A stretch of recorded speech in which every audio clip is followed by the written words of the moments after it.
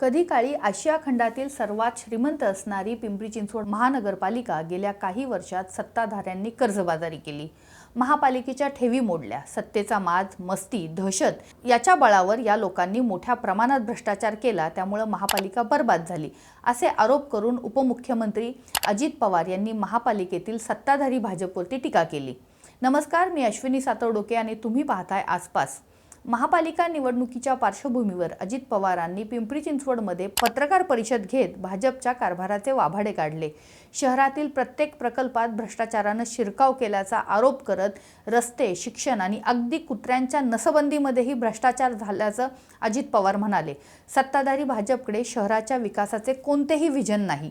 2017 पूर्वी राष्ट्रवादीच्या काळात पालिकेच्या ठेवी 4000 कोटींपेक्षा जास्त होत्या, त्या आता 2000 कोटींवरती कशा आल्यात असा थेट सवाल अजित पवारांनी उपस्थित केला।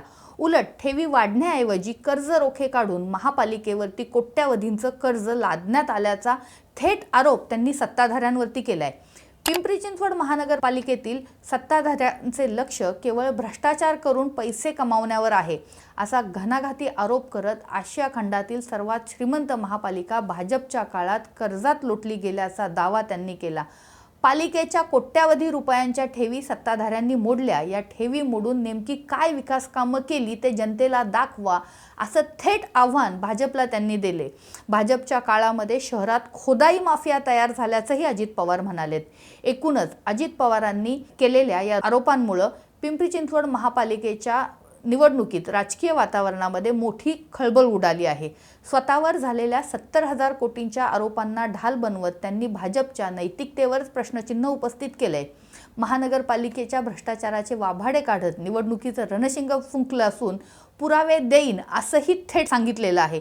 यामुळे सत्ताधारी भाजपची कोंडी झाल्याचं दिसतंय। आता निवडणुकीच्या तोंडावरती भाजप नेते अजित पवारांनी केलेल्या या आरोपांना कशा पद्धतीने उत्तर देते हे पाहणं महत्त्वाचं ठरणार आहे। तुर्तास तरी भाजपनं अजित पवारांनी केलेल्या या कोणत्याही आरोपांना थेटपणे उत्तरं दिलेली नाहीत, पण येणाऱ्या काळामध्ये निवडणुकीच्या प्रचारामध्ये भाजपला अजित पवारांनी उपस्थित केलेल्या या सगळ्या प्रश्नांची उत्तरं नक्कीच द्यावी लागतील।